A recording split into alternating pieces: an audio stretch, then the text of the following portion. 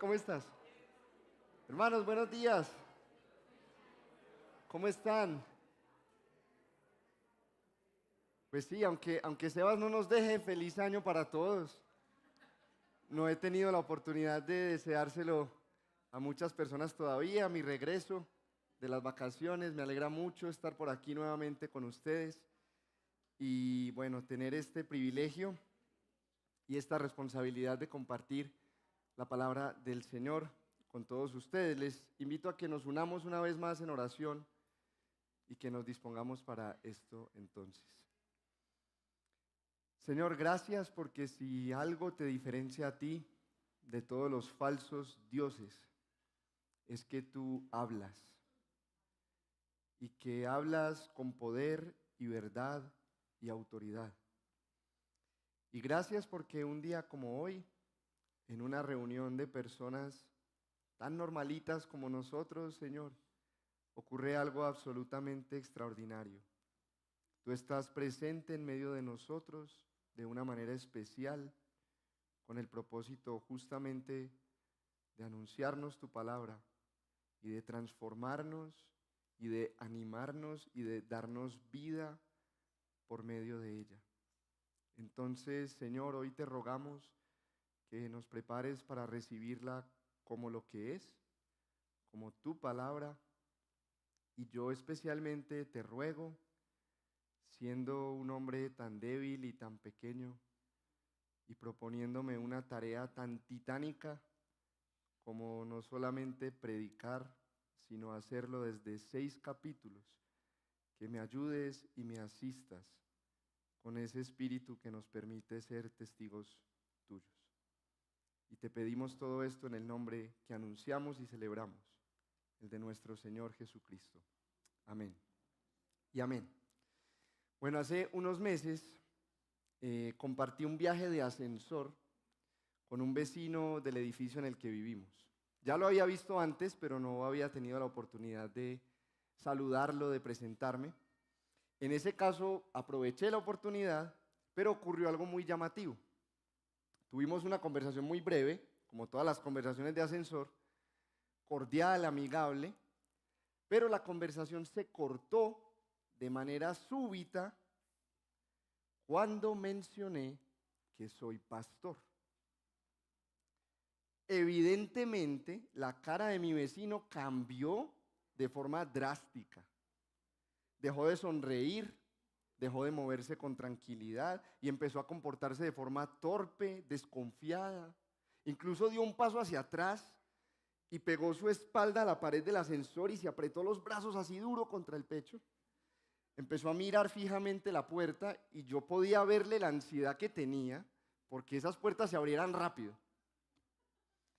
Después de unos tensos segundos, la puerta por fin se abrió y el hombre salió escurriéndose a toda velocidad sin decir una sola palabra. Desde entonces, cuando nos cruzamos por ahí en el edificio, en la unidad, evita el contacto visual y yo puedo notar que se incomoda bastante. La verdad es que todavía no sé por qué.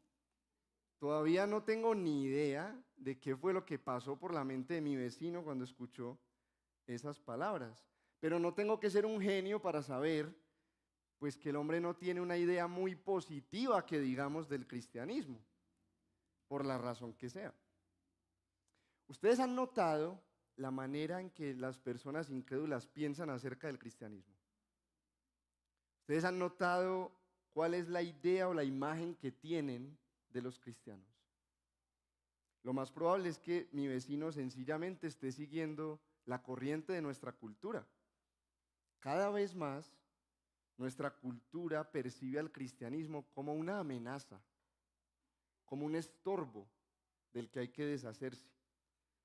Las películas y las series de televisión más recientes ya no solamente muestran al cristianismo como algo ridículo, como lo han hecho siempre, sino que ahora lo presentan como un potencial peligro, como una idea retrógrada, intolerante, riesgosa, peligrosa. Y entonces los cristianos, por extensión, caemos todos bajo la lupa de la sospecha. ¿Qué pasaría si la cultura pudiera llevar a juicio al cristianismo? ¿Será que terminaría siendo desechado como una idea anticuada, irrelevante?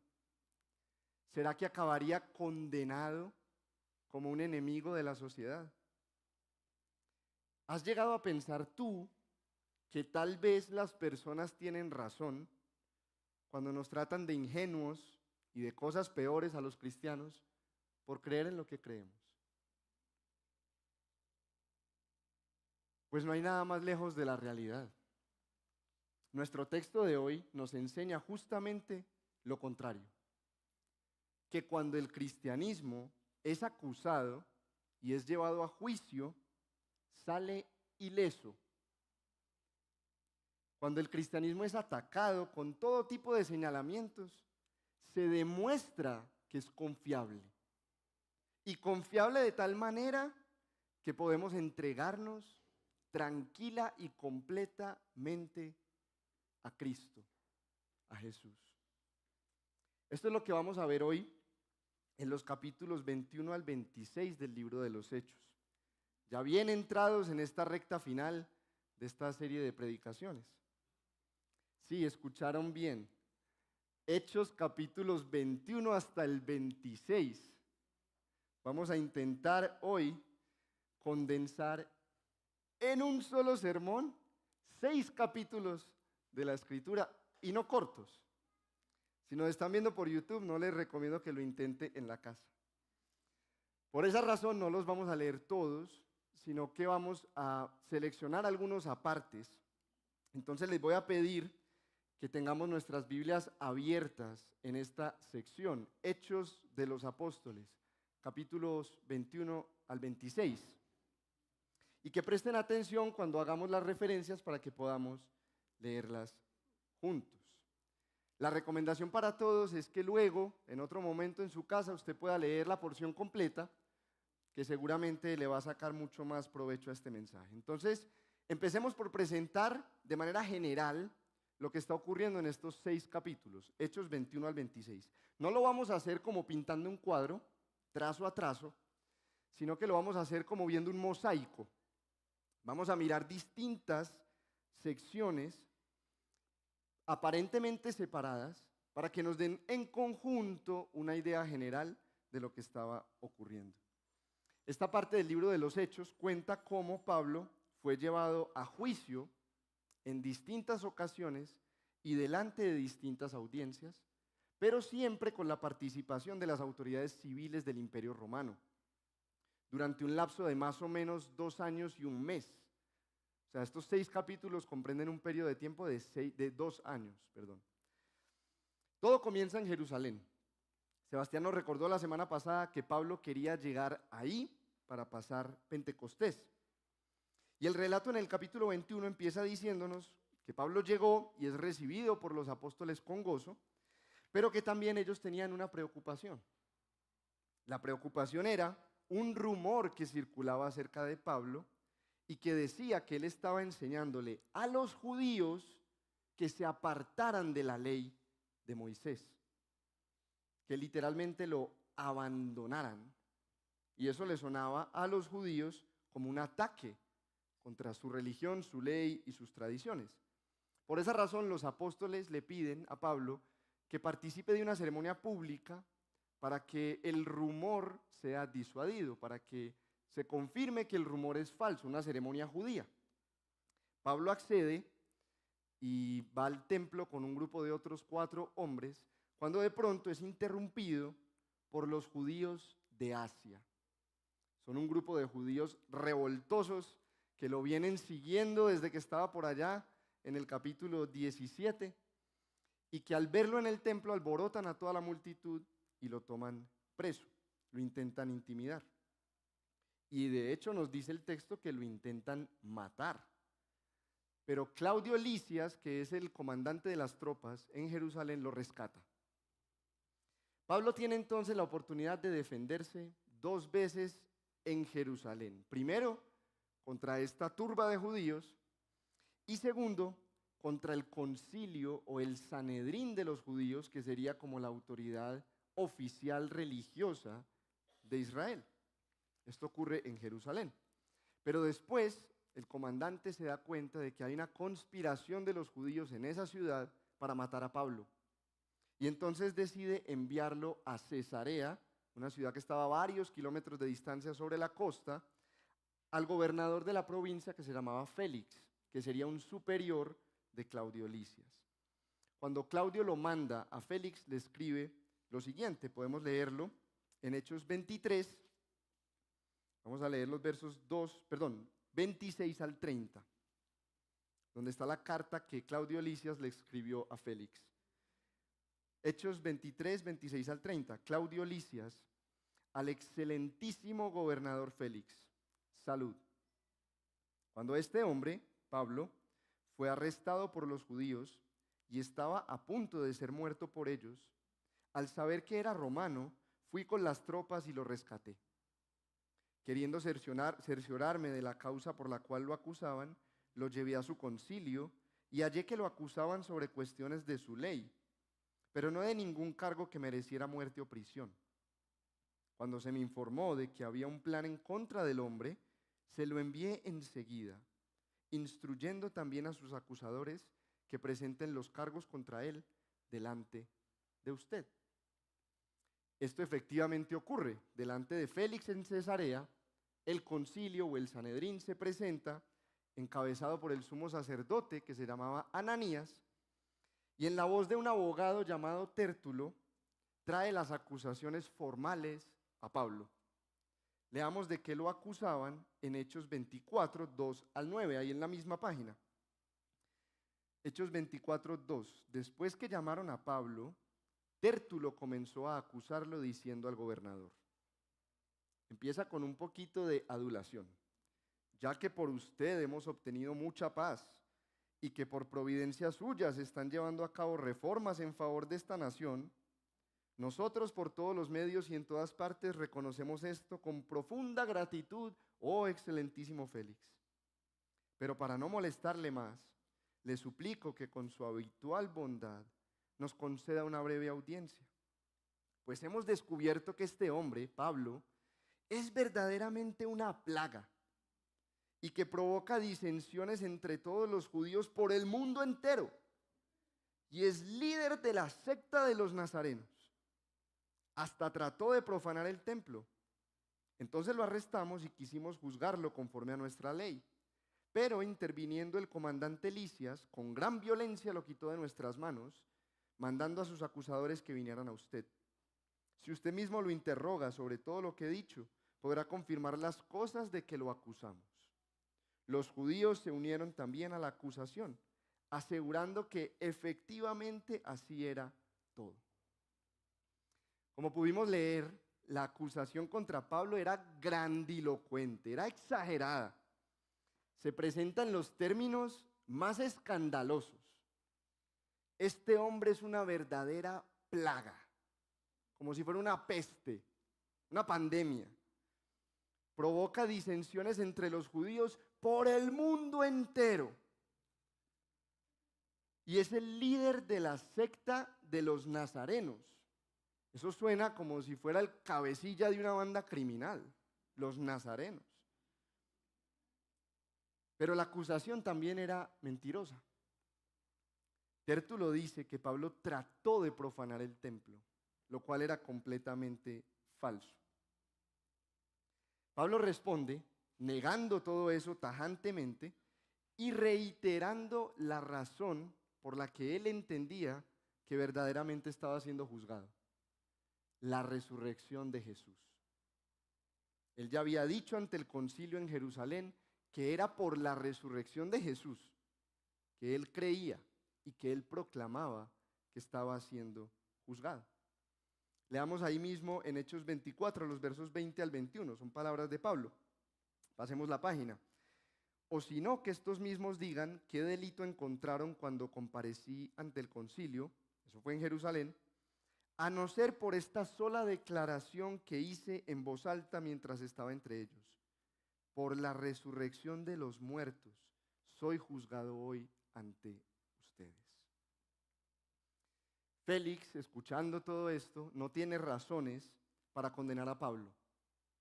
Pero Félix era el típico político populista y corrupto, queriendo hacerle un favor a los judíos y no quedar mal con ellos, deja encarcelado a Pablo por 2 años, esperando sobornos de su parte todo ese tiempo, hasta que es sucedido por Porcio Festo, otro gobernador en su cargo.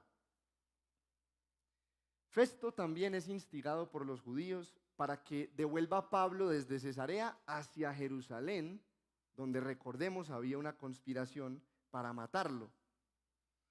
Festo también era de la misma calaña politiquera de Félix. Tampoco quiere quedar mal con los judíos. Y entonces le dice a Pablo, le propone a Pablo, ¿por qué no vamos a Jerusalén y te juzgamos allá?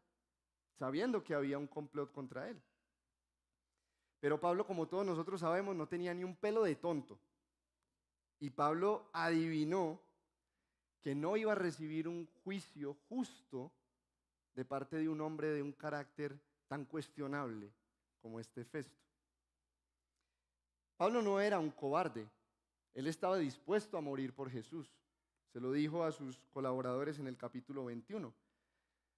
Pero tampoco estaba dispuesto a entregar su vida así porque sí, que se la quitaran por cualquier razón, sobre todo si él podía preservarla y usarla para testificar de Cristo, que según Sebastián nos recordó la semana pasada, también era lo que él se había propuesto solemnemente. Entonces ocurre algo muy importante para nuestro relato y algo muy importante para toda la historia de la salvación. Pablo, que era ciudadano romano, decide aprovecharse de este privilegio y delante de Festo apela a César.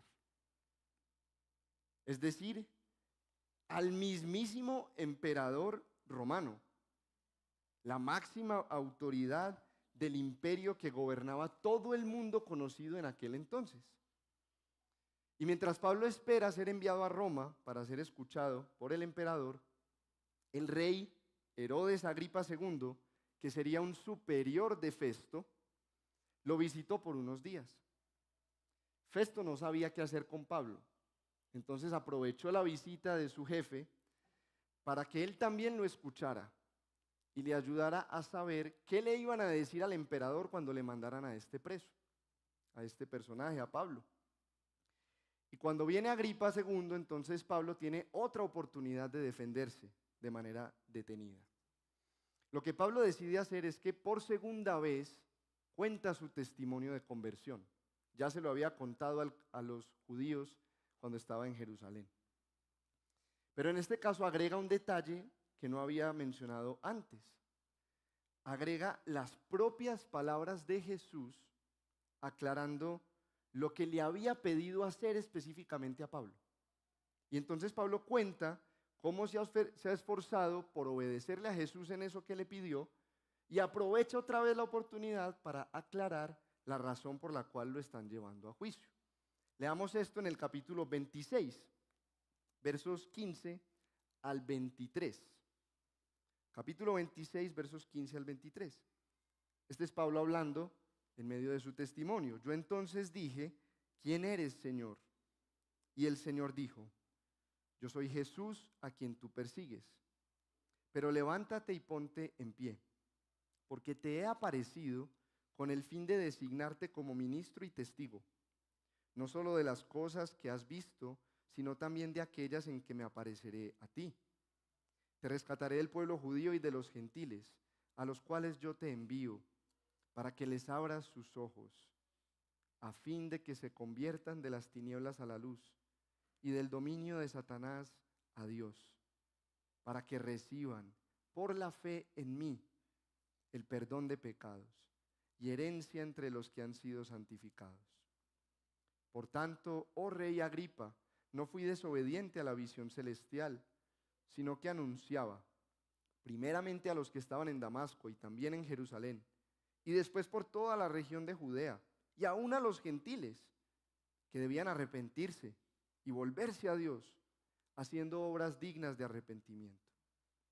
Por esta causa, dice Pablo, por esta causa, por anunciar eso, algunos judíos me prendieron en el templo y trataron de matarme, Así que habiendo recibido ayuda de Dios, continúo hasta este día testificando, tanto a pequeños como a grandes, no declarando más que lo que los profetas y Moisés dijeron que sucedería.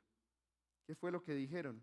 Que el Cristo había de padecer y que por motivo de su resurrección de entre los muertos, Él debía ser el primero en proclamar luz, tanto al pueblo judío como a los gentiles. Y el relato en estos 6 capítulos termina con una contundente conclusión que además le agrega como suspenso al final del libro que vamos a escuchar en las 2 próximas semanas. Por ahora leamos la conclusión, ahí mismo, Hechos 26, página siguiente, versos 30 al 32. El rey, Agripa II, el gobernador Festo, Berenice su hermana, y los que estaban sentados con ellos, todos los hombres prominentes de la ciudad, se levantaron y mientras se retiraban hablaban entre sí diciendo: este hombre no ha hecho nada que merezca muerte o prisión. Agripa II le dijo a Festo: este hombre podría haber sido puesto en libertad si no hubiera apelado a César. Muy bien, hasta ahí el contexto. Ahí tenemos el mosaico delante de nosotros, el panorama general de todo lo que ocurre en estos capítulos 21 al 26. Como pudimos ver, Pablo está siendo juzgado ante instancias políticas de creciente jerarquía. O sea, él cada vez se presenta ante una autoridad más elevada que la anterior. Empieza con Claudio Lisias, comandante de tropas en Jerusalén, pasa por 2 gobernadores de provincia, Félix y Festo, es escuchado también por el rey de todo ese territorio y finalmente apela al emperador que estaba en Roma, que en ese momento era Nerón y que era la autoridad suprema de todo el mundo conocido, como hemos dicho. Pero Pablo no está siendo acusado a título personal.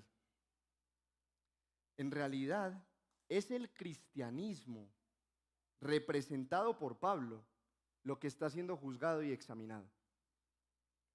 Lo que se encuentra bajo persecución aquí es la causa de Jesús el Nazareno. Es el camino de los discípulos de Jesús. Al igual que en nuestro tiempo, lo que se encuentra aquí bajo los focos, en la palestra pública, es el testimonio de los apóstoles sobre la resurrección de Jesucristo. Pero nosotros vamos a argumentar muy brevemente, sacando unas conclusiones de este largo relato, que el cristianismo es confiable, que el cristianismo es totalmente confiable, que sale airoso del juicio y que además es confirmado. Vamos a presentar 3 razones para eso. En primer lugar, vamos a decir que el cristianismo es confiable porque Dios mismo es confiable. Luego vamos a decir que el cristianismo es confiable porque cuenta, en segundo lugar, con testimonios vivientes. Y finalmente diremos que el cristianismo es confiable porque Jesús resucitó. Comencemos entonces. El cristianismo es confiable porque Dios es confiable. Ya vimos que los judíos acusaban a Pablo de ir en contra de las escrituras, de la ley y del templo. Recordemos que ellos veían al cristianismo como una secta, como una desviación de la ortodoxia judía, como una herejía condenable. Pero Pablo, siempre que tuvo la oportunidad, enfatizó que su enseñanza era de acuerdo a las escrituras del Antiguo Testamento. Miren cómo lo dice en el verso 22 del capítulo 26, ya lo leímos. Así que habiendo recibido ayuda de Dios, continúa hasta este día testificando, tanto a pequeños como a grandes, no declarando más que lo que los profetas y Moisés dijeron que sucedería. Los profetas y Moisés son una expresión para hablar del Antiguo Testamento en general. Pero Pablo no solo defendió su doctrina, Pablo también defendió su práctica, es decir, su manera de vivir, su estilo de vida, la forma en que se conducía. Y afirmaba que no atentaba ni contra la ley judía, ni contra la ley religiosa, ni contra la escritura, ni contra la ley civil tampoco. En el verso 8 del capítulo 25 dice, con mucha confianza, no he cometido ningún delito, ni contra la ley de los judíos, ni contra el templo, ni contra César. Y finalmente Pablo también resaltó la inocencia y la rectitud de sus colaboradores.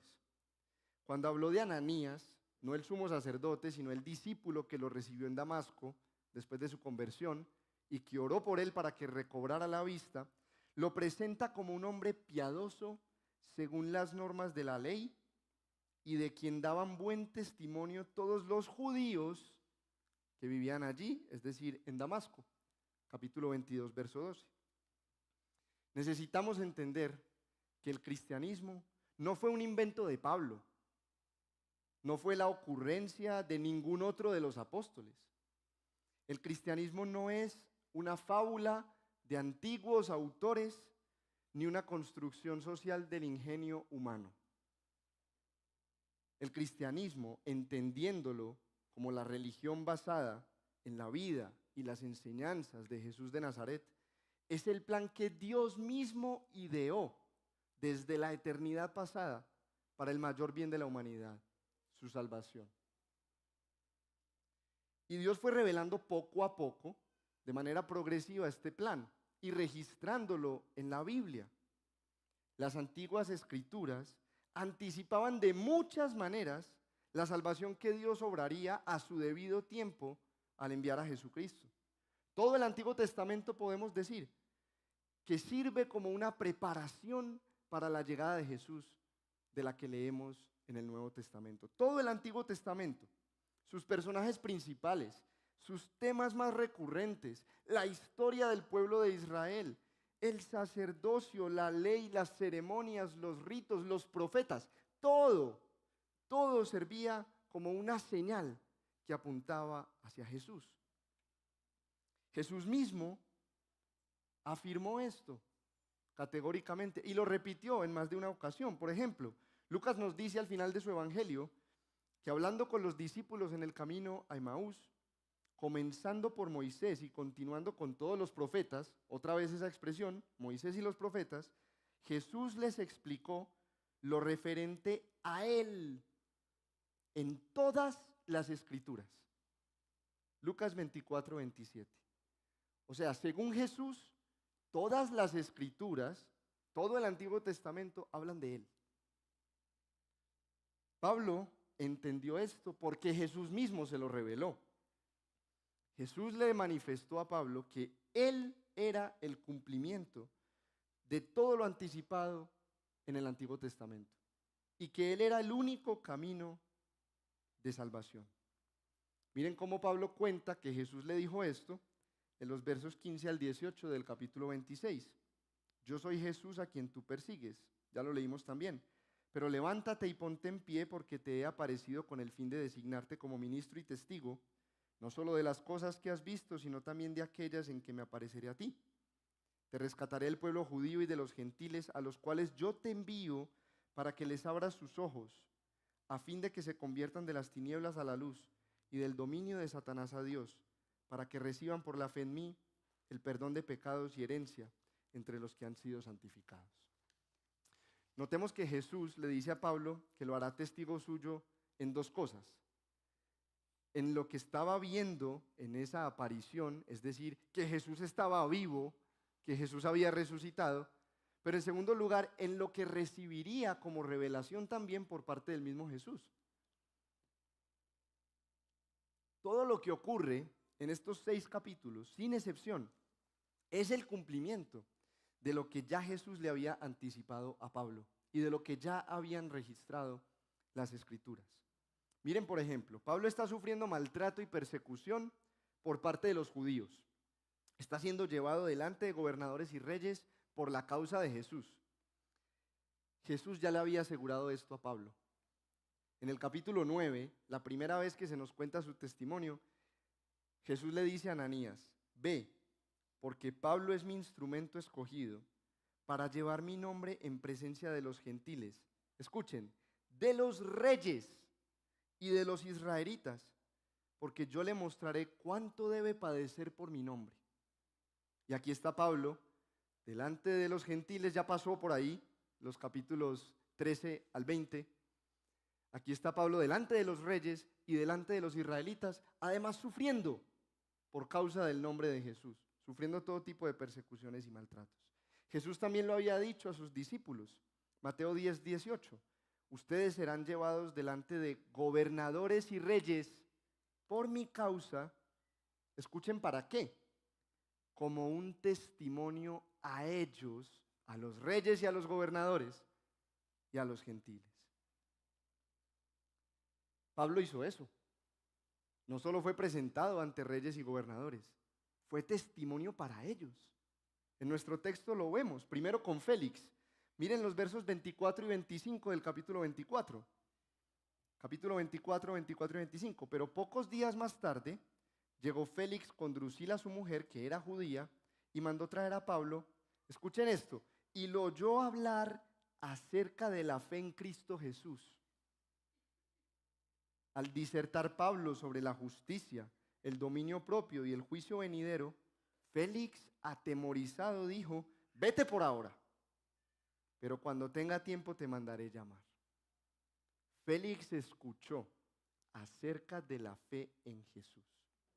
Y Agripa II también, un poco más adelante en el capítulo 26. De hecho, con Agripa, Pablo fue mucho más atrevido. Pablo le lanzó una pregunta, casi que exigiéndole una respuesta. Miren los versos 27 y 28, capítulo 26. Estas son palabras de Pablo. Rey Agripa, ¿cree usted en los profetas? Yo sé que cree. Entonces Agripa II le dijo a Pablo, como todo buen político que sabe evitar una pregunta: en poco tiempo me persuadirás a que me haga cristiano. No solo escuchó, sino que fue interpelado por Pablo para que respondiera creyendo. Pero él, aún habiendo escuchado, aún habiendo recibido testimonio, se zafó de la pregunta, ¿no? Se escapó. Pablo también, a pesar de la persecución por parte de los judíos, había sido protegido por Dios. Desde el capítulo 17, 18, 19 estamos leyendo de estos judíos que lo persiguen, que arman tumultos en las ciudades, que intentan apedrearlo, matarlo, de todas maneras dañarlo. Y Pablo ha sido preservado. Jesús se lo prometió, ya lo hemos leído 2 veces. Te rescataré del pueblo judío. Hechos 26, 17. Otra traducción dice, te rescataré de tu pueblo, enfatizando que Pablo mismo era judío y recibía oposición de los suyos. Y finalmente, hemos dicho que Pablo apeló a ir a Roma, pero Jesús ya le había anunciado y ya le había dicho que fuera. Capítulo 23, verso 11. Jesús se le aparece en un sueño a Pablo y le dice: ten ánimo, porque como has testificado fielmente de mi causa en Jerusalén, así has de testificar también en Roma. Antes de que Pablo apelara a César, Jesús ya le había anunciado: tú vas a llegar hasta Roma a ser mi testigo.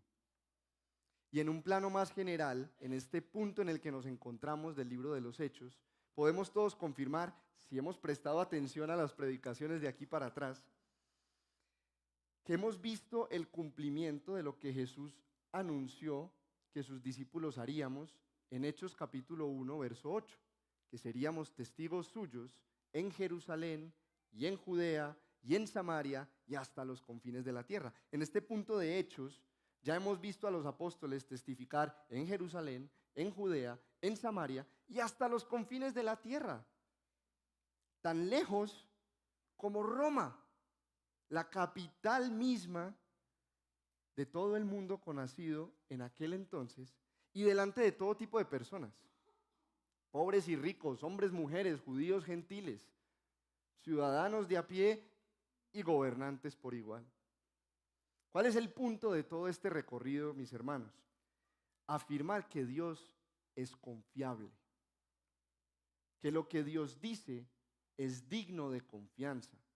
Los acontecimientos de la historia se desarrollan tal y como Dios lo ha prometido, tal y como Dios lo ha anticipado y tal y como Dios lo dejó por escrito.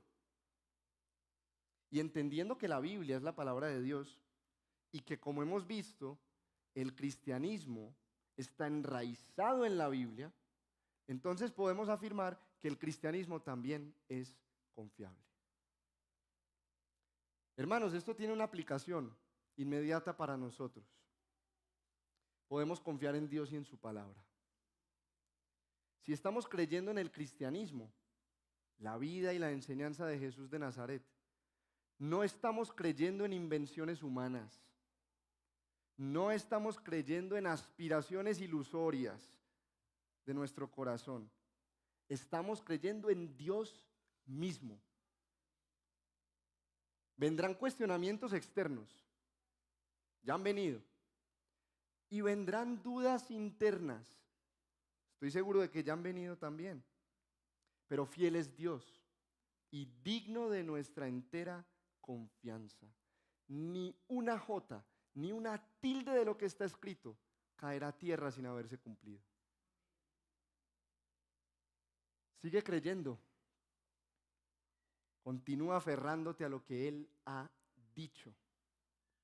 Porque el cielo y la tierra pasarán, pero sus palabras no pasarán. Da igual si el mundo rechaza a Cristo. Da igual si el mundo nos acusa a nosotros. Confiemos en el Señor. Y si este es el año, como yo personalmente creo que se acerca, en el que vamos a empezar a ser perseguidos, entonces aprovechemos para testificar. Para eso es que estamos en este mundo. Para eso es que tenemos poder. Para eso es que fuimos salvos y no hemos sido llevados a la gloria. Pero también déjame decirte, amigo o amiga, que si tú no crees en Jesús como el Hijo de Dios y el Salvador del mundo, entonces que te quede claro esto. Estás desechando a Dios mismo al desestimar su palabra. Estás haciéndole un mentiroso a Él y vas a tener que dar cuentas por eso. El cristianismo es confiable. En segundo lugar, porque cuenta con testimonios vivientes. El mensaje esencial del cristianismo es el Evangelio, la buena noticia de la vida, la muerte y la resurrección de Cristo, Jesús de Nazaret, por los pecadores. Y el Evangelio es un mensaje dinámico, es un mensaje que tiene poder, cambia radicalmente a las personas de adentro hacia afuera. En la Biblia tenemos cientos de testimonios de este poder transformador. En el libro de los Hechos, hasta este punto, ya hemos visto muchos también. Pablo mismo es un gran ejemplo de este poder transformador. Su conversión se cuenta en el libro de los Hechos 3 veces, 2 de las cuales se encuentran en estos capítulos en los que hoy nos estamos deteniendo. Pablo pasó de ser un judío sumamente celoso, fervoroso, estricto, un furibundo persecutor de la iglesia, y se convirtió en perseguido por el nombre de Jesús. Y no solo eso, sino que llegó a ser el más grande misionero y el más prominente teólogo del que tengamos registro. Miremos la manera en que el mismo Pablo da cuenta de esta transformación interna tan drástica. Capítulo 26, versos 9 al 11. Yo ciertamente, este es Pablo hablando, había creído que debía hacer muchos males en contra del nombre de Jesús de Nazaret. Esto es precisamente lo que hice en Jerusalén. No solo encerré en cárceles a muchos de los santos con la autoridad recibida de los principales sacerdotes, sino que también, cuando eran condenados a muerte, yo añadía mi voto. Castigándolos con frecuencia en todas las sinagogas, procuraba obligarlos a blasfemar. Y enfurecido contra ellos, seguía persiguiéndolos aún hasta en las ciudades extranjeras. Hay 2 palabritas en este recuento de Pablo especialmente importantes para ilustrar su cambio profundo. ¿Notaron cómo le llama a los cristianos que perseguía? Les dice santos. Pablo ya no los ve como objetivo militar. Ahora los ve como apartados y escogidos por Dios, revestidos de dignidad. y vieron cómo Pablo le llama al hecho de que les obligaba a negar el nombre de Jesús. Ahora lo considera blasfemar, como dando a entender que cualquier afrenta contra el nombre de Jesús es un insulto a Dios mismo. Contando su historia y lo que él hizo antes, Pablo implícitamente admite su propio error, pero también demuestra su nueva identidad, su cambio radical. Y además Pablo entendió lo que significaba para su propia vida ser apartado o ser santo. Él entendió que esto implicaba una nueva manera de vivir. Él mismo dice en distintas ocasiones, 2 de ellas en estos capítulos, que su conciencia se encontraba perfectamente limpia. Yo no sé cómo podía decir esto, delante de Dios y delante de los hombres. Pablo se atrevía a afirmar eso. Y Lucas, el autor de Hechos, nos muestra, como ya leímos una de las instancias, que todas las autoridades de este texto, religiosas y políticas por igual, reconocían la inocencia de Pablo. Ninguna de las acusaciones que lanzaron en su contra se pudo sostener. Todos tienen que reconocer, este hombre es inocente.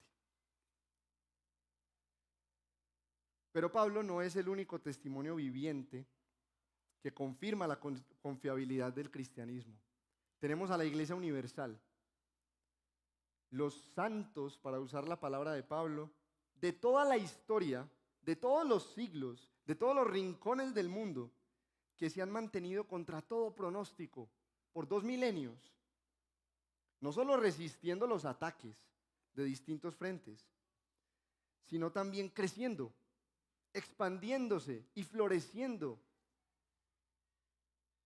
Es más, aportando a la humanidad.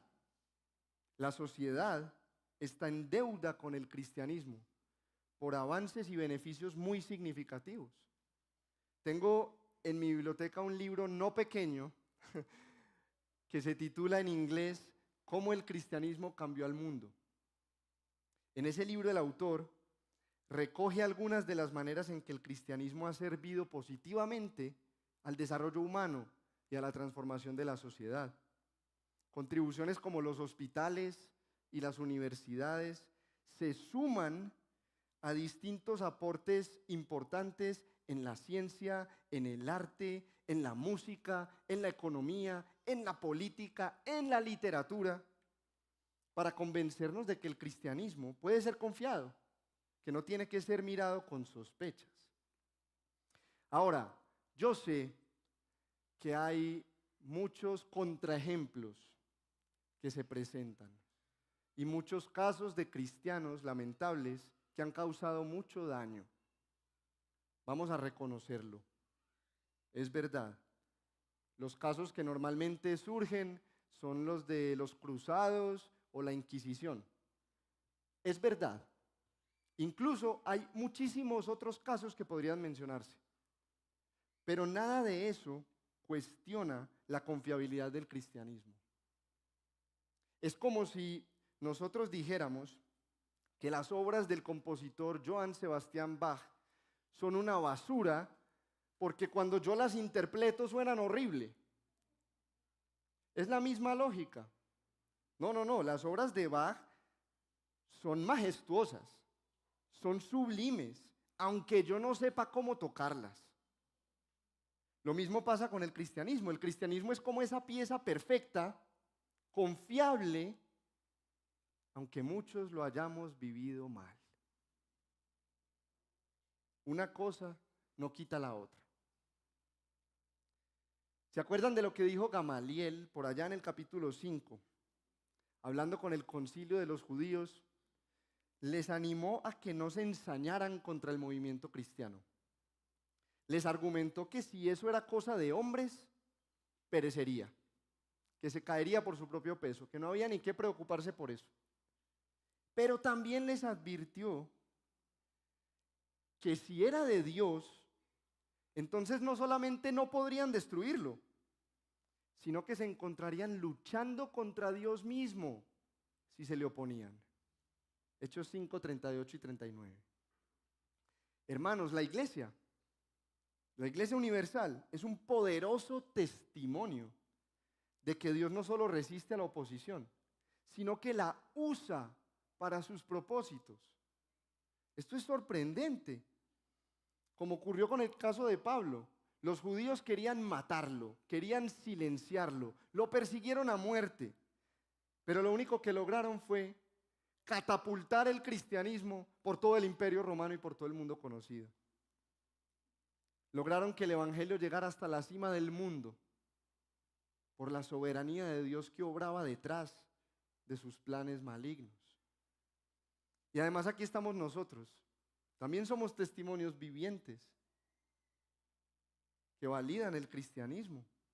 Los cristianos individuales que por más de 21 siglos, 2000 largos años de incontables intentos de ser destruidos, estamos aquí reunidos en el nombre de Jesucristo.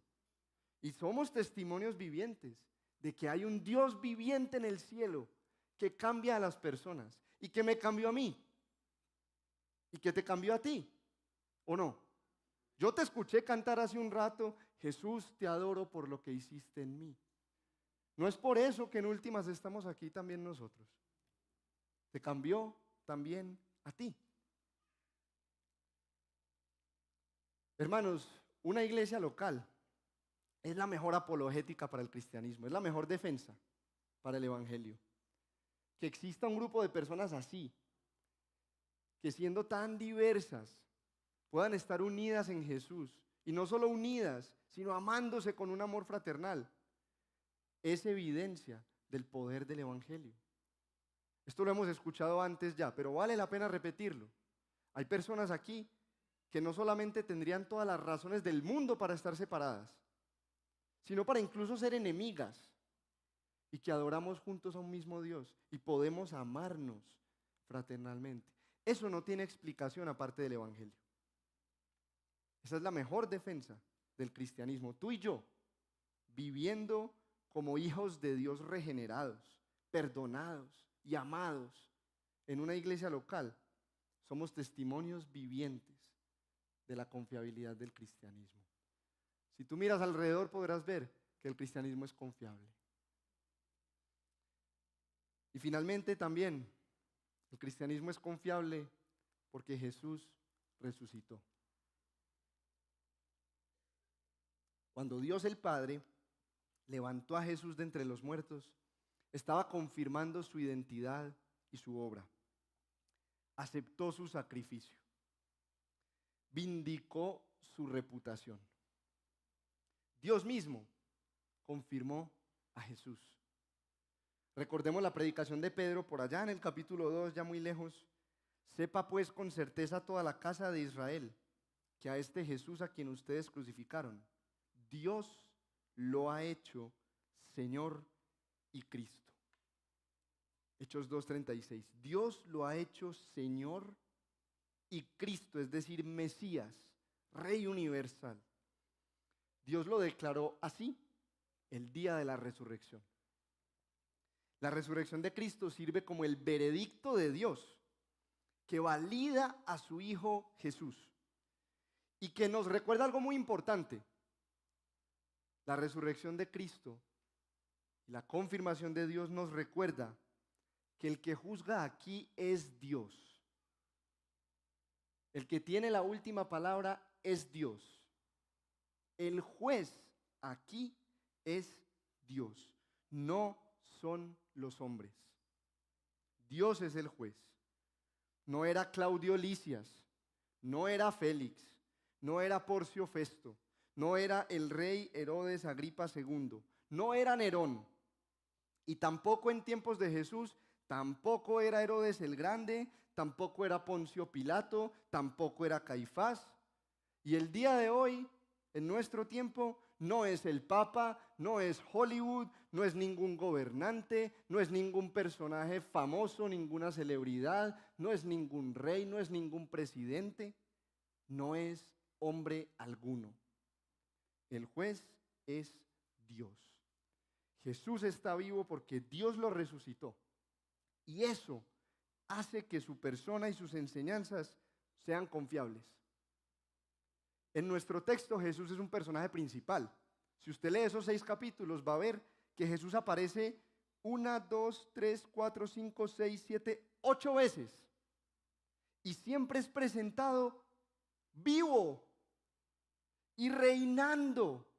Jesús habla con autoridad en estos pasajes en los que aparece, demostrando la soberanía con la que gobierna por encima de todo.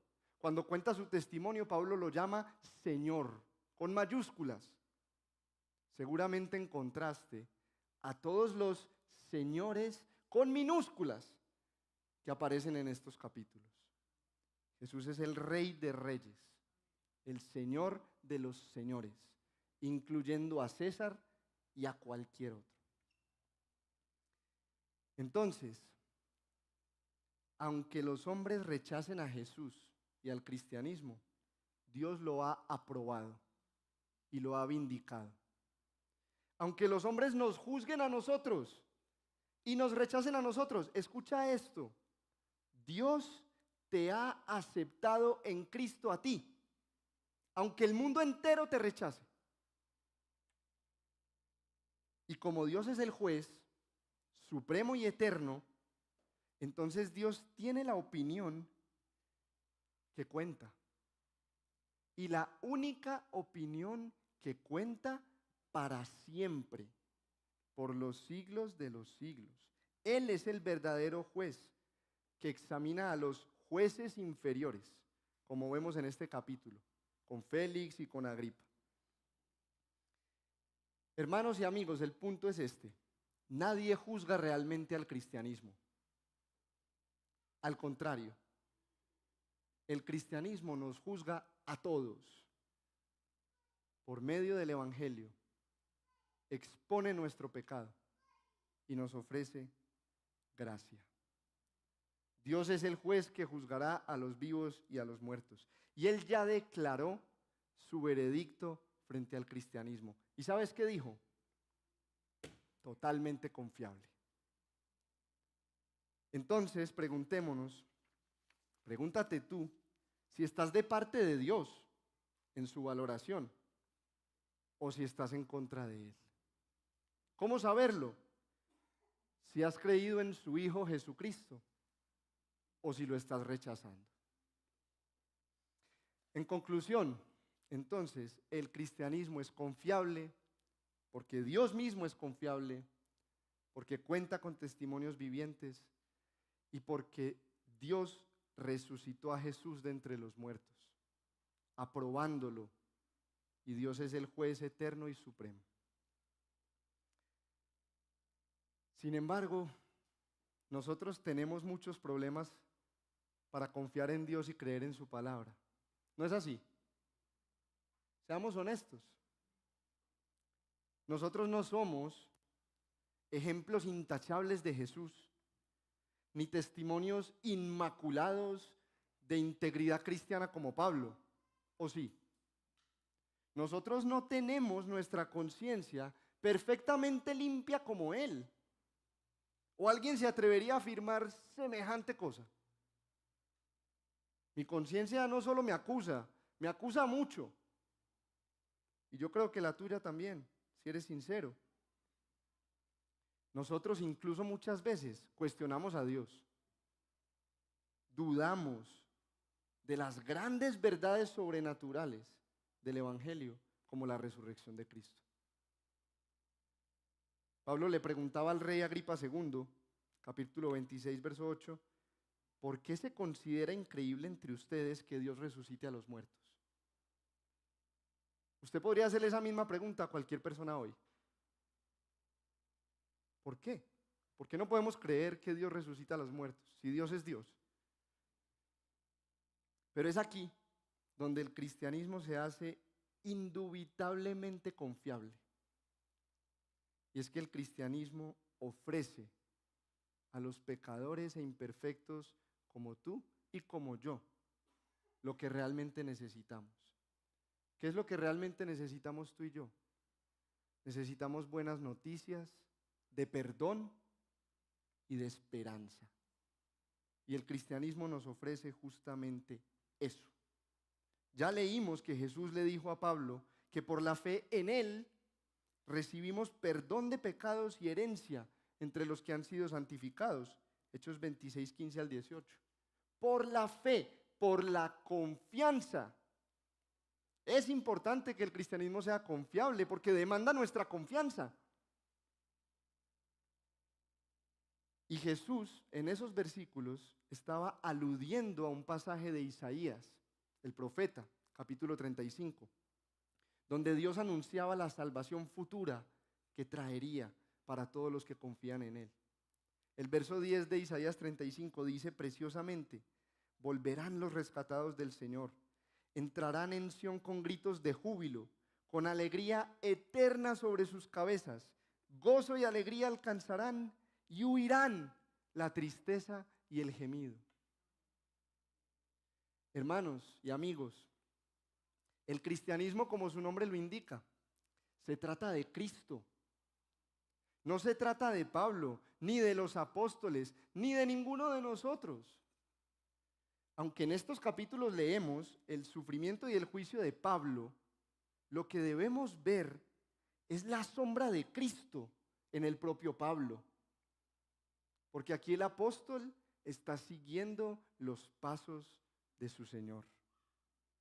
Así como Pablo, Jesús fue entregado por los suyos, por su propio pueblo, en manos de los gentiles. Así como Pablo, Jesús fue malinterpretado en su enseñanza. Lo trataron de blasfemo y de loco.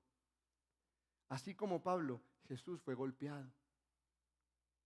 Así como Pablo, Jesús fue arrestado y atado con cadenas, incluso crucificado como si fuera el peor criminal. Así como Pablo, Jesús fue azotado. Así como Pablo, Jesús fue abofeteado. Así como Pablo, Jesús fue injuriado. Como Pablo, Jesús fue injustamente encarcelado y condenado. Como Pablo, Jesús fue calumniado por falsos testigos. Como Pablo, Jesús fue burlado y ridiculizado. Como Pablo, Jesús fue abandonado por sus amigos cuando más los necesitaba. Pero a diferencia de Pablo, Jesús no fue librado de la muerte. Jesús entregó su vida por todos nosotros y sufrió el castigo de Dios por nuestros pecados. Eso no lo hizo Pablo, eso no lo hizo Juan, eso no lo hizo ninguno de los apóstoles, eso no lo hizo tu predicador favorito de YouTube, eso no lo hice yo, eso lo hizo Jesús. Y no solo eso, resucitó. Y hoy mismo, mientras hablamos de Él, reina y vive por los siglos de los siglos y se ofrece una y otra vez a nosotros como nuestra única y absolutamente confiable esperanza. Pablo dijo en una de sus cartas que los cristianos no nos predicamos a nosotros mismos, sino a Cristo Jesús como Señor. Segunda a los Corintios 4:5. Hermanos, nosotros no somos testigos de nosotros mismos. Nosotros no andamos sacando pecho de nuestra propia bondad. Nosotros somos testigos del Cristo resucitado y de su salvación. Nosotros no le decimos a la gente, mírame a mí. No.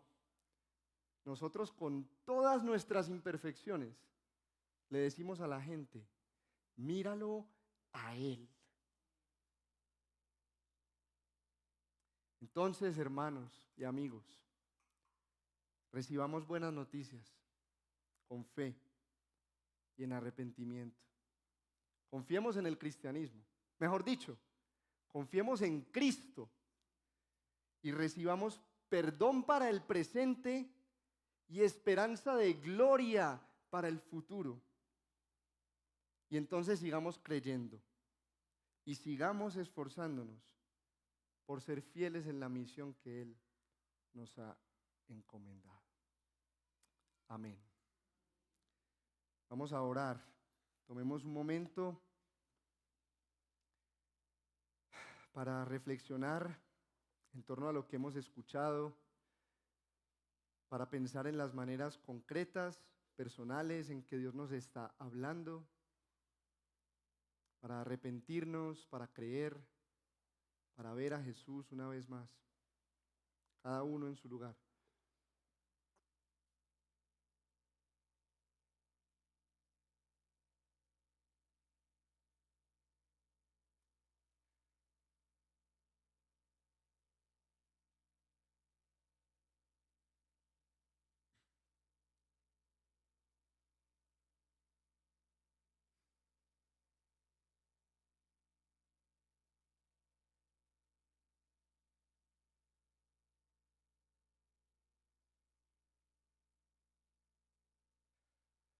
Señor, tú eres el autor y el origen y el sustentador y el fin de todas las cosas. Todo, sin exageración, todo se trata de ti. Aún nuestra vida y nuestra existencia y la historia humana se trata de ti. Existimos por ti y de ti y para ti. Y hoy queremos agradecerte y reconocerte como el único digno, aquel de quien no hubo otra cosa que decir, sino verdaderamente este hombre era el Hijo de Dios, aquel que es digno de nuestra entera confianza, porque no puede mentir, porque siempre dice la verdad, fiel y verdadero en todo lo que hace y en todo lo que ha dicho. Hoy venimos a ti como el que se entregó por nosotros, reconociendo que aunque Pablo nos inspira, también nos aplasta con su ejemplo, reconociendo que no alcanzamos ni su estatura, ni la de muchos otros hombres que admiramos, y que ni siquiera cumplimos con nuestro propio estándar de rectitud, cuánto menos con el tuyo, Señor. Hoy venimos a Cristo como nuestra única, suficiente y confiable esperanza, a renovar nuestra fe en Él, o a lanzar nuestra vida entera a sus brazos por primera vez, confiando también en que tú prometiste no echar fuera a cualquiera que se acerca a ti, sin importar su condición o su trasfondo, lo que ha hecho o dejado de hacer. Y recordando, Señor, que la vida y la salvación se tratan de ti. Hoy, como tus discípulos reunidos en esta iglesia local, queremos hacer memoria de ti, nuestro Salvador. Hoy pasamos a la mesa recordando que es por esa muerte, por ese cuerpo entregado, por esa sangre derramada, que nuestros pecados pueden ser lavados y que podemos tener la esperanza de resurrección y de gloria eternas. Recibe nuestra adoración en todo y por todo, pues te la ofrecemos en el nombre de Jesús. Amén.